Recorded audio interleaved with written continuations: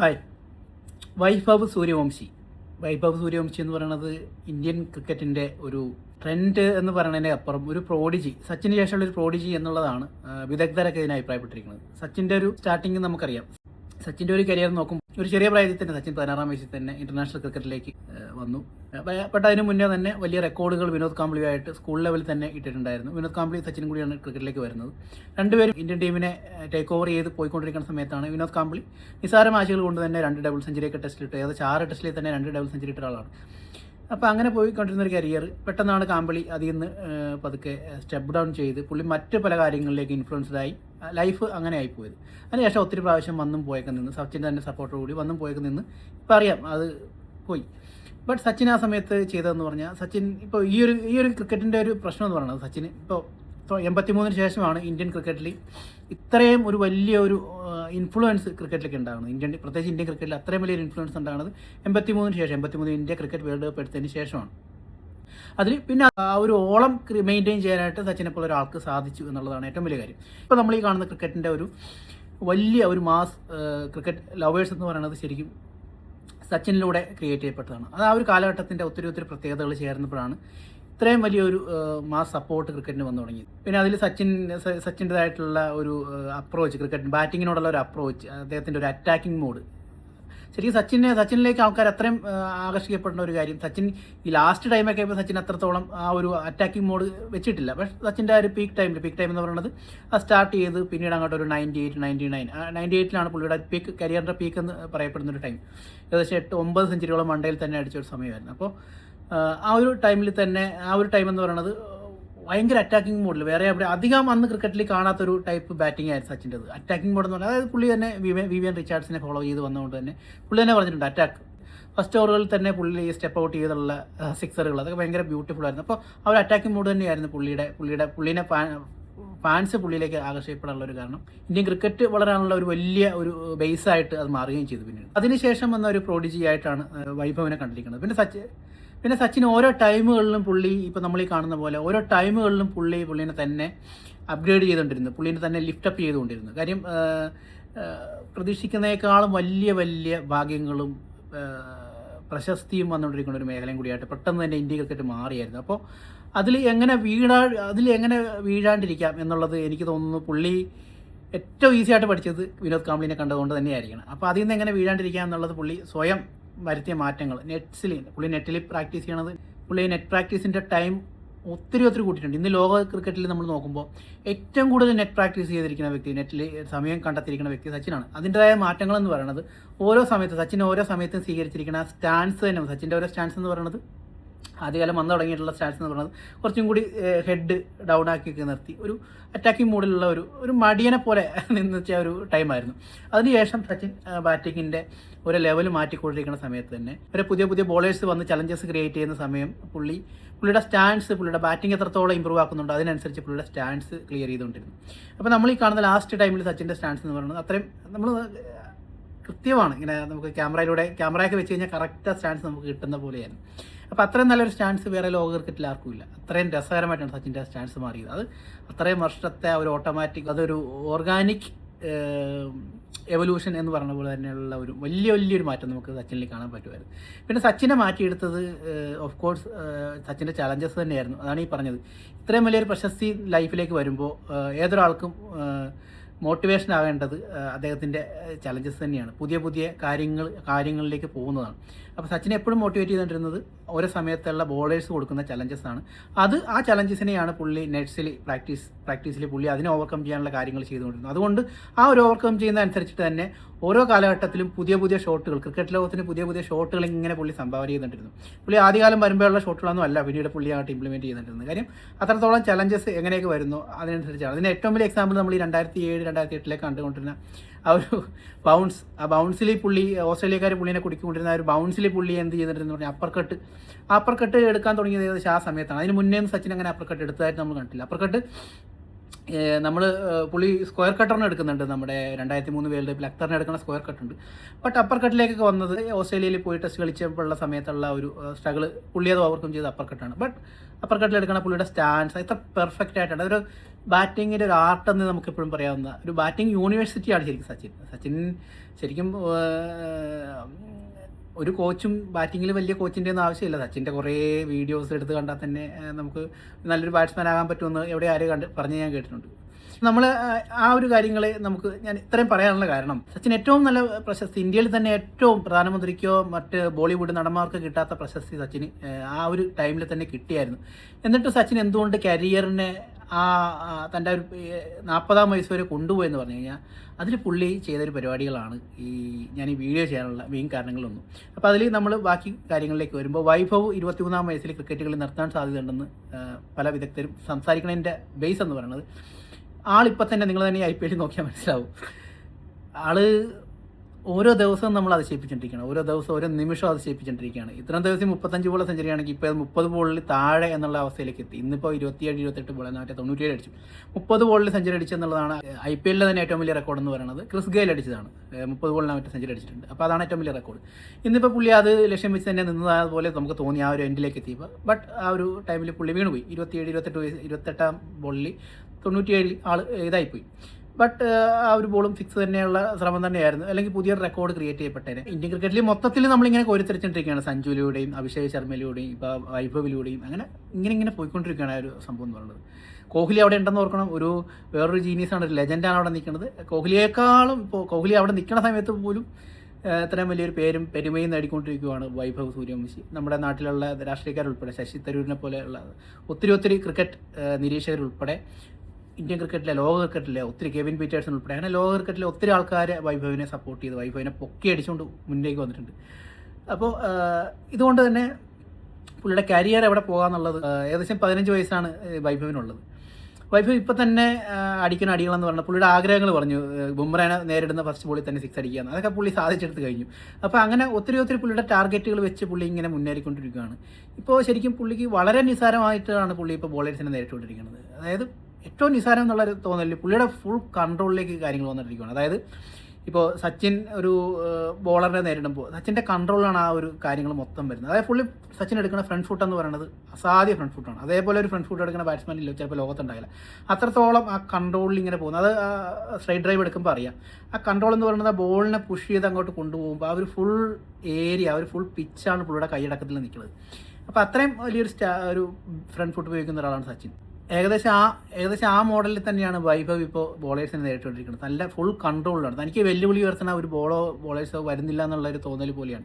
അതിൻ്റെ ഏറ്റവും വലിയ ഉദാഹരണമായിട്ട് എനിക്ക് തോന്നിയത് ഇപ്പോൾ സാധാരണ പുള്ളി മാക്സിമം നിന്ന് അടിക്കുന്നുണ്ട്, പെറുക്കുന്നുണ്ട്, എല്ലാം ചെയ്യുന്നുണ്ട്. ബട്ട് നോൺ സ്ട്രൈക്കർ എൻഡിൽ പുള്ളിയുടെ ഒരു അലസമായ സ്റ്റാൻസ് കാര്യങ്ങളൊക്കെ നമുക്ക് ഫീൽ ചെയ്യാൻ പറ്റുന്നുണ്ട്.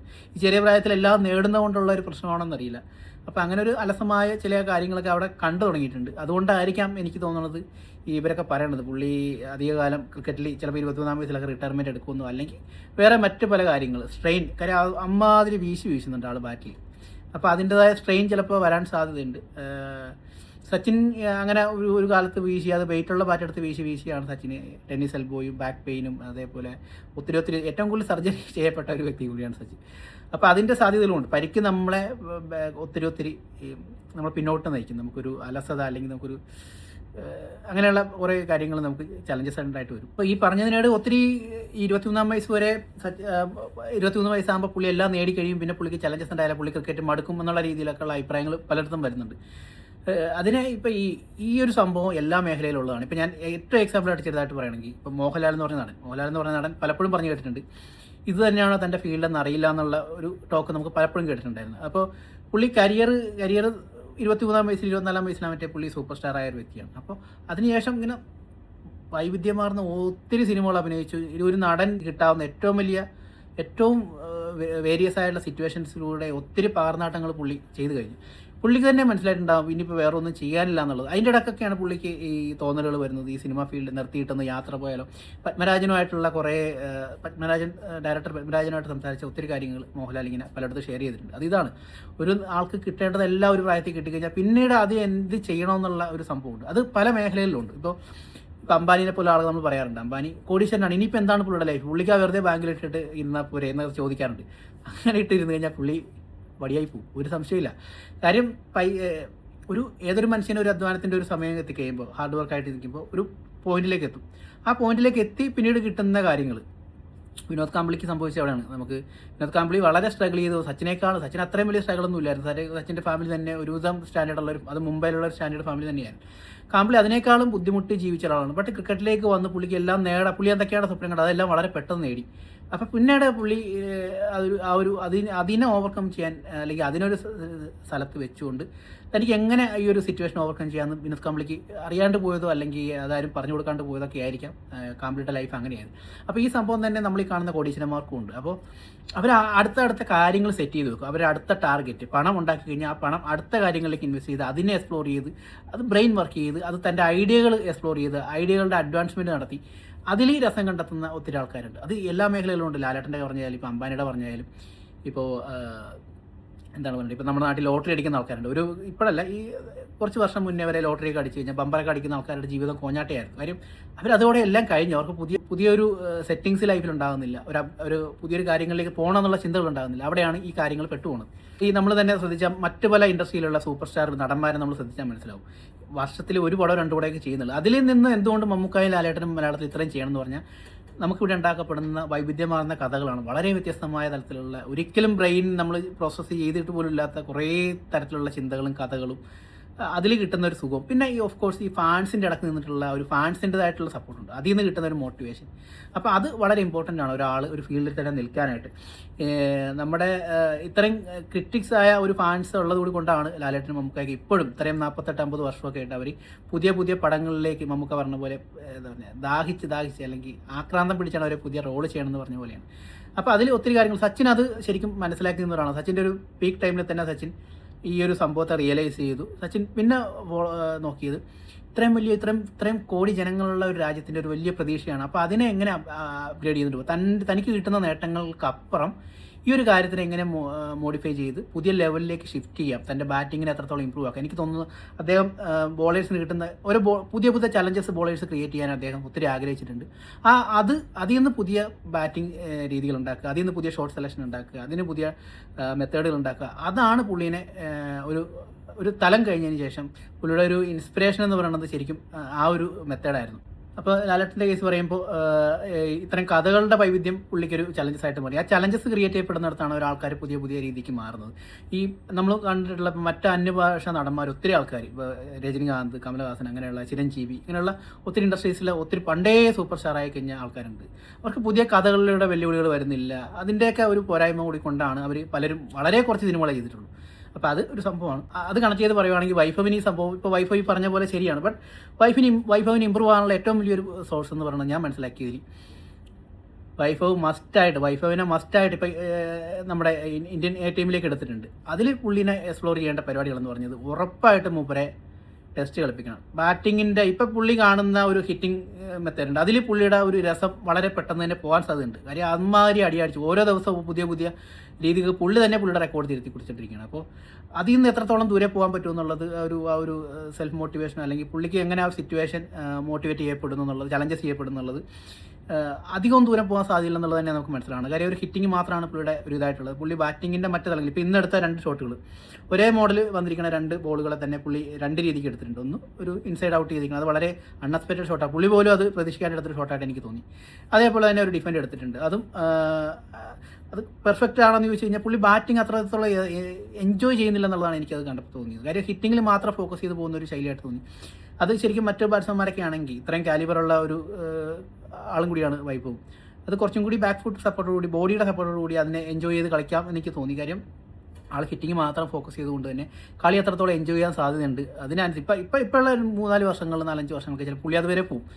അതിനുശേഷം എങ്ങനെയാണ് ആളുടെ കരിയർ എന്ന് പറയുന്നത്, ആൾ ബാറ്റിങ്ങിനെ എത്രത്തോളം എൻജോയ് ചെയ്യുന്നു, അത് ഒരു ഇമ്പോർട്ടൻ്റ് ആയ കാര്യമാണ്. പിന്നെ അതേപോലെ ചലഞ്ചിങ് ആയിട്ടുള്ള ഒത്തിരി ബോളേഴ്സ് വരുന്നു, അതും ഒരു ഇമ്പോർട്ടൻ്റ് ആണ്.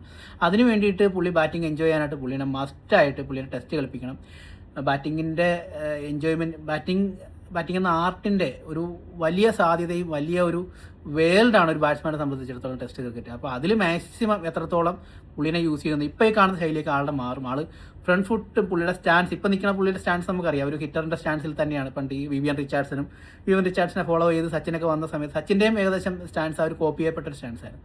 അതിനുശേഷം സച്ചിൻ കുറച്ചും കൂടി ബാറ്റിങ്ങിനെ, ക്രീസിനെ കൈയടക്കത്തോടെ ഹാൻഡിൽ ചെയ്യാൻ തുടങ്ങിയ സമയത്താണ് ആ ഒരു ബാറ്റിംഗ് സ്റ്റാൻസിലേക്ക് മാറുന്നത്. അതേപോലെ ഒരു സ്റ്റാൻസ് കാര്യങ്ങളൊക്കെ മാറി ഷോട്ടുകൾക്ക് കുറച്ചും കൂടി ഒരു പഞ്ച് പോലെ, ഒരു ഈ പഞ്ച് ഷോട്ടുകൾ ഇപ്പം തന്നെ പഞ്ച് ഷോട്ടുകൾ എടുക്കുന്നുണ്ട്, ബട്ട് അതിനേക്കാളും കുറച്ചും കൂടി ക്ലോസ്ഡ് ആയിട്ട് വെച്ചിട്ടുള്ള ഒരു ഷോട്ടുകളുണ്ട്. അത് കുറച്ചും കൂടി സൂപ്പർവായിട്ട് ബോഡി സച്ചിൻ എടുക്കുന്ന പോലെ ഫുൾ ബോഡി സപ്പോർട്ടോട് കൂടി ആ സ്ട്രൈറ്റ് ഡ്രൈവ് എടുക്കുന്നത്. കാര്യം ആ സ്ട്രൈറ്റ് ഡ്രൈവ് എടുക്കുമ്പോൾ സച്ചിന് ബാക്കിലേക്കുള്ള സീൻസ്, ആ ബാക്ക്ഗ്രൗണ്ട് ഒന്നും പിന്നെ ആൾക്കാർ കാണത്തില്ല. കാര്യം അത്രയും കവർ ചെയ്ത് ഇങ്ങനെ നിറഞ്ഞു നിന്നാണ് സച്ചിൻ ആ സ്ട്രൈറ്റ് ഡ്രൈവ് എടുക്കുന്നത്. അപ്പോൾ അതേപോലെ ആ ഒരു കൈയടക്കം, ഒരു പിച്ചിനെ ബോളറിൻ്റെ ആ ബോളിന് മേലെയുള്ള ഒരു ആധിപത്യം എന്ന് പറയുന്നത് അത് ടെസ്റ്റുകളിലൂടെയും കുറേ ബാറ്റിംഗ് എക്സ്പീരിയൻസിലൂടെയും നേടിയെടുക്കേണ്ട ഒരു സാധനമാണ്. അത് എനിക്ക് അങ്ങനെ തോന്നി. അപ്പോൾ നമുക്കിത് കൺക്ലൂഡ് ചെയ്ത് പറയാനുള്ള ഇത്രേ ഉള്ളൂ. വൈഭവ് 21 വയസ്സിൽ റിട്ടയർമെൻറ്റ് എടുക്കാൻ സാധ്യതയുണ്ടെന്ന് പറയുന്നതിൻ്റെ ഒരു പൊരുൾ ഇങ്ങനെയാണ് അവർ ഉദ്ദേശിക്കുന്നത്. ബട്ട് നല്ല രീതിക്ക് ടെസ്റ്റ് മാച്ച് എത്രത്തോളം പുള്ളിനെ കളിപ്പിക്കുന്നു അതനുസരിച്ച് പുള്ളി ബാറ്റിംഗ് കുറേ കൂടി എൻജോയ് ചെയ്ത് കളിക്കാൻ തുടങ്ങും.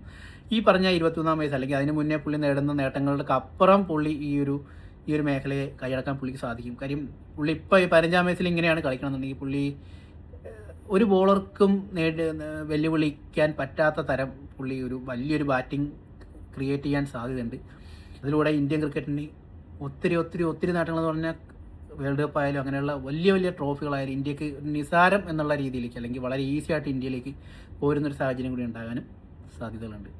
പിന്നെ മറ്റൊരു കാര്യം കൂടി ഉണ്ട്. സച്ചിന് ഈ ടെന്നീസ് എൽബോ അല്ലെങ്കിൽ കുറേ സർജറികൾ, കുറേ നാൾ റെസ്റ്റ്, ക്രിക്കറ്റ് തന്നെ ഒഴിവാക്കാനുള്ള പ്ലാനിങ്ങുകൾ, ക്രിക്കറ്റിൽ നിന്ന് നേരത്തെ വിരമിക്കേണ്ടി വരുന്നൊരവസ്ഥകൾ, അങ്ങനെയുള്ള കുറേ ചിന്തകൾ, ഡിപ്രഷൻ, ശരീരം മറന്ന് ബാറ്റ് വീശിക്കൊണ്ടിരുന്ന ആ ഒരു പ്രശ്നങ്ങൾ, സ്ട്രെയിന്, ഇതൊക്കെ ശരിക്കും ഇതൊന്നും സച്ചിന് വന്നില്ലായിരുന്നുണ്ടെങ്കിൽ സച്ചിൻ ഈ പറഞ്ഞ പോലെ നമ്മൾ ഈ കാണുന്ന പോലത്തെ ഒരു പ്ലേസ്മെൻറ്റ് ഷോട്ടുകൾ പുള്ളി എക്സ്പ്ലോർ ചെയ്യുമെന്ന് എനിക്കൊരു സംശയമുണ്ട്. കാര്യം നമ്മൾ ഈ സച്ചിൻ അത്രയും പരിക്കുകളിൽ നിന്ന് മാറി വന്നതിന് ശേഷമാണ് ആ ബാറ്റിൻ്റെ വെയിറ്റ് കുറയ്ക്കുന്നത്. അന്ന് തുടങ്ങി പുള്ളി അങ്ങനെ 6 അടികളോട് സ്റ്റെപ്പ് ഔട്ട് ചെയ്ത് ബാറ്റ് വീശുന്നതിനോടൊക്കെ അത്ര താല്പര്യക്കുറവാണ്. നമ്മൾ ധോണിയുടെ ഒരു കാര്യം നമ്മൾ പറയാറുണ്ട്. ധോണി ആ ഒരു 6 അടി നിർത്തി ക്യാപ്റ്റനായതിനു ശേഷം കുറച്ച് നാളിന് ശേഷം ധോണി കുറച്ച് നാൾ ആ 6 അടിക്ക് പേര് കേട്ട ഒരു വ്യക്തിയായിരുന്നു ധോണി.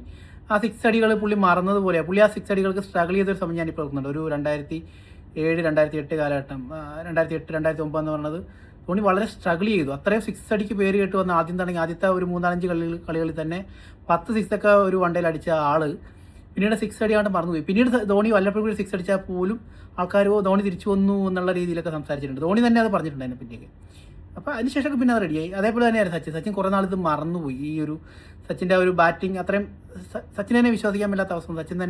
സച്ചിൻ്റെ ബാറ്റിങ്ങിൻ്റെ വീഡിയോസ് അന്നൊക്കെ ഈ CD പ്ലെയറാണോ അതിലൊക്കെ ഇട്ട് ഒത്തിരി പ്രാവശ്യം കണ്ടാണ് സച്ചിൻ ഇതിലേക്ക് തിരിച്ചു വന്നത്. സച്ചിൻ തന്നെ പറയാറുണ്ട്. ഞാനിപ്പോഴും ഓർക്കുന്നുണ്ട് ആ സമയത്ത് തിരിച്ചു വന്ന സമയത്ത് സച്ചിനൊക്കെ ഒരു 6 അടിക്കുമ്പോൾ വീണ്ടും നമ്മൾ പഴയ സച്ചിനെ കാണാൻ ആഗ്രഹിക്കണം. അത്രയും പണ്ടത്തെ ആ ഒരു 98-ലേക്കുള്ള സച്ചിനെ കാണാൻ ഒത്തിരി ആഗ്രഹിച്ചിട്ടുണ്ടായിരുന്നു. ബട്ട് സച്ചിൻ അങ്ങനെ 6 അടികളൊക്കെ കുറച്ച് വളരെ ഇതായിട്ട് ആ സമയത്ത് പുള്ളി ട്രാൻസ്ഫോർമേഷൻ സ്റ്റേജ് ആയിരുന്നു. പുള്ളി ബാറ്റിൻ്റെ വെയിറ്റ് കുറയ്ക്കുന്നു, പ്ലേസ്മെൻറ്റ് ഷോട്ടുകളിലേക്ക് പോകുന്നു, തൻ്റെ ശരീരത്തിൻ്റെ കപ്പാസിറ്റി, അതിൻ്റെ ഒരു സ്ട്രെയിനിങ്ങിൻ്റെ കപ്പാസിറ്റി, അതിന് ക്യാരി ചെയ്യാൻ പറ്റുന്ന അതിന് മൂവ് ചെയ്യാൻ പറ്റുന്ന, അതിന് ഫ്ലെക്സിബിൾ ആകാൻ പറ്റുന്ന ഒരു കൺട്രോളിൽ നിന്നുകൊണ്ടാണ്, വളരെ മൈൻഡ് കൺട്രോളിൽ നിന്നുകൊണ്ടാണ് സച്ചിൻ അത് പിന്നീട് ഷോട്ടുകൾ എടുക്കാൻ തുടങ്ങിയത്. ബട്ട് ആ ഒരു ട്രാൻസ്ഫോർമേഷൻ ചെയ്തുകൊണ്ട് സച്ചിൻ ഒത്തിരി സ്ട്രഗിൾ ചെയ്യിച്ചിട്ടുണ്ട്. ബട്ട് അതിന് ശേഷം അതിൻ്റെ ഒരു സാച്ചുറേഷൻ പോയിന്റിലേക്ക് പുള്ളി എത്തി. നല്ല ഒരു കറക്റ്റായിട്ട് ആ ഒരു വിഷനിലേക്ക് പുള്ളി എത്തിയതിന് ശേഷം വീണ്ടും മനോഹരമായ വേറൊരു സച്ചിൻ്റെ അടുത്തൊരു ലൈഫ് അവിടെ സ്റ്റാർട്ട് ചെയ്യുമായിരുന്നു. പിന്നീടാണ് ശരിക്കും സച്ചിൻ്റെ ഷോട്ടുകൾ വളരെ മനോഹരമായിട്ട് ഷോട്ടുകൾ വന്നത് ഈ ഒരു സ്റ്റേജുകളിലൂടെയാണ്. ആ ഒരു സ്റ്റേജിന് ശേഷമാണ് ഒത്തിരി നല്ല രസകരമായ ഷോട്ടുകൾ ഭയങ്കര ബ്യൂട്ടിഫുള്ളായിട്ട് പുള്ളി എടുത്തു തുടങ്ങിയത്. പക്ഷേ അതിന് മുന്നേയും സച്ചിൻ എടുക്കുന്ന ഷോട്ടുകൾക്ക് രസമുണ്ടായിരുന്നു. ബട്ട് ഇത്ര ഷോർട്ട് സെലക്ഷൻ പുള്ളിക്ക് അന്ന് ഉണ്ടായിരുന്നില്ല. ബട്ട് ഈ പരിക്കുകൾക്ക് ശേഷം വന്നതിന് ശേഷം ബാറ്റിൻ്റെ വെയിറ്റ് കുറച്ചതിന് ശേഷം പുള്ളിയുടെ ബോഡിയെ കൺട്രോൾ ചെയ്ത് മൾട്ടിപ്പിൾ അറ്റൻഷൻ ബോഡിക്കും സെയിം ടൈമിൽ സിമിൾട്ടേനിയസ്ലി ബോഡിക്കും എടുക്കുന്ന ഷോട്ടിനും ആ ഒരു നമുക്കറിയാമല്ലോ, നമുക്കൊരു വയ്യാത്തൊരവസ്ഥ ഉണ്ടെങ്കിൽ നമുക്ക് ആ ഒരു അവസ്ഥ വെച്ചിട്ടേ നമ്മളൊന്ന് ഓടണമെങ്കിൽ പുള്ളി ചെയ്യുള്ളൂ. ബട്ട് നമ്മൾ രണ്ടും ചെയ്യും, ഓടുന്നുണ്ടാവും, ബട്ട് അതേസമയം ബോഡിയെ കൺട്രോൾ ചെയ്യുന്നുണ്ട്. ആ ഒരു ഡ്യുവൽ അറ്റൻഷൻ ഉണ്ടല്ലോ. അപ്പോൾ ആ ഒരു രീതിക്ക് പുള്ളി പിന്നീട് കാര്യങ്ങൾ ചെയ്തു വന്നത് ഈ ഒരു ടൈമിലാണ്. ശരിക്കും പറഞ്ഞു കഴിഞ്ഞാൽ നമുക്ക് നരൻ സിനിമയ്ക്കകത്ത് മോഹൻലാൽ അടി നിർത്തുമല്ലോ, മറ്റേ തല്ല് നിർത്തുന്ന ചരടാക്കി കിട്ടുന്ന സമയം. ആ സമയത്ത് മറ്റേ ഗുണ്ടാളൊക്കെ വന്ന് വെച്ചാൽ മുന്നിൽ നിന്ന് വെല്ലുവിളിക്കുമ്പോൾ പുള്ളിക്കൊന്നും മേലാത്തൊരവസ്ഥയൊക്കെ ഉണ്ടല്ലോ. അതാണ് സച്ചിൻ പണ്ട് പേര് കേട്ട ബോളേഴ്സിനെയൊക്കെ ഓടിച്ചിട്ട് അടിക്കണ ഒരു കാലഘട്ടം ഉണ്ടായിരുന്നു. അതിനുശേഷം പല വെല്ലുവിളികൾ ഓർത്തുന്ന ബോളേഴ്സിനെ പുള്ളി ഒരു അടിക്കുമെങ്കിലും പുള്ളിയുടെ ആ ഒരു 6 മോഡിലൊന്നുമല്ല, പുള്ളി അങ്ങനെ ഫുൾ ഫ്രിഡ്ജിൽ വീശണ പരിപാടിയൊന്നുമില്ല. അവരെ ശിക്ഷിക്കും. പക്ഷെ അതൊക്കെ ഒരു കൺട്രോൾ അന്ന് ആ സമയത്താണ് സച്ചിൻ കൂടുതൽ ഫോറുകൾ എടുക്കാൻ തുടങ്ങിയത്. സച്ചിൻ നമ്മൾ ഈ അവസാനം ഈ ടെന്നീസിൽ പോയതിന് ശേഷം വന്നതിന് ശേഷം ആ ഒരു ട്രാൻസ്ഫോർമേഷൻ സ്റ്റേജിന് ശേഷം പുള്ളിയും സെറ്റിലായതിനു ശേഷമാണ് കൂടുതലും ബൗണ്ടറികൾ പുള്ളി നേടാൻ തുടങ്ങിയത്. അതിന് മുന്നേക്ക് എന്ന് പറയുമ്പോൾ 2 4 3 6 അല്ലെങ്കിൽ 2 4 4 6 ഈ ഒരു ഗണത്തിൽ ഒരു 50 റൺസ് വരെയൊക്കെ പോയിക്കൊണ്ടിരുന്ന സച്ചിൻ അതിനുശേഷം 10 4 50 റൺസ് ഇങ്ങനെ ഒരു സംഭവത്തിലേക്ക് മാറാൻ തുടങ്ങി. അല്ലെങ്കിൽ 6 4 അല്ലെങ്കിൽ 7 4 50 റൺസ് ആ ഒരു രീതിക്ക് മാറി. സെഞ്ചുറി അടിക്കുമ്പോൾ പോലും ഇതൊന്നും പറ്റുന്നില്ല. നിങ്ങളൊരു കാര്യം ആലോചിക്കണം, ഇന്ത്യയിൽ ലോകത്തിൽ തന്നെ അഫ്രീദിയാണ് അതിന് മുന്നേ റെക്കോർഡ് ഇട്ടെന്ന് തോന്നുന്നു. കറക്റ്റ് 100 റൺസ് എടുത്തപ്പോൾ 7 6 അടിച്ചൊരു സച്ചിനുണ്ട് വൺ ഡേയിൽ. ഹൈദരാബാദിലൂടെ ഒരു കളിയാണ്, അത് ഓസ്ട്രേലിയക്കെതിരെയാണ്. 7 6 അടിച്ചു. അല്ലെ 100 റൺസ് സ്കോർ ബോർഡിൽ സച്ചിൻ്റെ വന്നപ്പോൾ. അന്ന് ടോട്ടൽ സ്കോർ ബോർഡ് റൺസ് എന്ന് എനിക്ക് തോന്നുന്നു 120 130 അത് സച്ചിൻ കറക്റ്റ് 100 അടിച്ചപ്പോൾ 7 6 സച്ചിൻ്റെ പേരിലുണ്ടായിരുന്നു. അങ്ങനെ അടിച്ചുകൊണ്ടിരുന്ന ആളാണ്. നിങ്ങൾ ആലോചിക്കണം, 100 റൺസിനൊക്കെ 7 6 എന്ന് പറഞ്ഞാൽ ഇപ്പോഴും 100 റൺസ് എടുത്താൽ ഇപ്പോൾ വന്നിട്ടുണ്ടാവും. ഞാൻ പറയുന്നത് ആ ഒരു കാലഘട്ടത്തിൽ വണ്ടേലൊക്കെ എനിക്കൊന്ന് രോഹിത് ശർമ്മയാണ് അതിന് ശേഷം ആ ഒരു റെക്കോർഡൊക്കെ തിരുത്തുന്നത്. ബട്ട് രോഹിത് ശർമ്മയും 100 റൺസ് എടുക്കുമ്പോൾ 7 6 എന്ന് പഠിച്ചിട്ടില്ല. രോഹിത് ശർമ്മയുടെ ഒരു ഷിഫ്റ്റിംഗ് എന്ന് പറയുന്നത് സെഞ്ചുറി അടിച്ച് ഒരു 120 130 പിന്നീട് അങ്ങോട്ട് 130 ശേഷമുള്ള രോഹിത് ശർമ്മ ഭയങ്കര സിക്സ് അടിക്കുക. ആ ഡബിൾ സെഞ്ചുറി ഒക്കെ അടിക്കണം അവിടെ അങ്ങനെയാണ് 15 6 ഒക്കെ പുള്ളി അടിക്കുന്നത്. ബട്ട് 100 റൺസ് അടിക്കുമ്പോൾ 7 6 അടിച്ചൊരു സച്ചിനെ ഞാനിപ്പോഴും ഓർക്കുന്നുണ്ട്. അപ്പോൾ അങ്ങനെയാണ് ഈ നരൻ സിനിമയ്ക്കകത്ത പോലെ സച്ചിൻ്റെ മുന്നിൽ ഓരോ ബോളേഴ്സ് ഒന്ന് വെല്ലുവിളി നടന്ന സച്ചിൻ ഒന്നും ചെയ്യാൻ മേലാത്തൊരവസ്ഥയിൽ നിൽക്കുന്ന ഒരു കാലഘട്ടമൊക്കെ ഞാനിപ്പോഴും അത് ഓർക്കുന്നുണ്ട്. പരിക്കുകൾ ഉള്ള സ്ട്രെയിൻ കാരണം ആ ഒരു കാലഘട്ടത്തിൽ ബൗണ്ടറികൾ പ്ലേസ്മെൻറ്റ് ഷോട്ട് ഞാൻ ഈ KGC മീഡിയയിൽ പറയുന്നത് ഇപ്പോൾ സഞ്ജു ഇപ്പോൾ കുറച്ചും കൂടി ഓഫ് ടെമ്പിൽ ഫോക്കസ് ചെയ്യാൻ തുടങ്ങിയിട്ടുണ്ട്. അതിനുശേഷമാണ് സഞ്ജുവിന് ഇത്രയും മാറ്റങ്ങൾ വന്നത്. പെട്ടെന്ന് വിക്കറ്റ് പോകുന്നില്ലാത്ത ഒരു കാര്യങ്ങൾ സഞ്ജുവിലേക്ക് വന്ന അവിടെയാണ്. അതിന് ഓഫ് ടെമ്പ് ക്ലിയർ ആണെങ്കിൽ ഒരു ബാറ്റ്സ്മാന് പിടിച്ചു നിൽക്കാൻ പറ്റുള്ളൂ. അപ്പോൾ സഞ്ജു ആ ഓഫ് ടെമ്പിലേക്കുള്ള ബോളുകളെയൊക്കെ വളരെ രസകരമായിട്ട് പ്ലേസ്മെൻറ്റ് ഷോട്ടുകളൊക്കെ എടുക്കാറുണ്ട്. അപ്പോൾ അത് സച്ചിൻ ആ ഒരു കാലഘട്ടത്തിൽ എടുത്തത് ഞാനിപ്പോൾ വളരെ രസകരമായിട്ട് എടുക്കണം നമുക്കിപ്പോൾ ഓർക്കുന്നുണ്ട്. അപ്പോൾ ഈ പ്ലേസ്മെൻറ്റ് ഷോട്ടുകളൊക്കെ പുള്ളി ചിന്തിക്കാൻ തുടങ്ങിയതിൻ്റെ മെയിൻ കാരണങ്ങൾ പുള്ളിയുടെ പരിമിതികളാണ്. പുള്ളിക്ക് വന്ന പരിക്കുകളാണ്. തനിക്ക് ഇനിയും കളിക്കണമെന്നുണ്ടെങ്കിൽ ഇങ്ങനെയൊക്കെ നിന്നുകൊണ്ട് വേറെ രീതിക്ക് മാറണം എന്നുള്ള ചിന്തകളാണ്. അപ്പോൾ അത്രയൊക്കെയാണ് പറയാനുള്ളത്. ബൈ.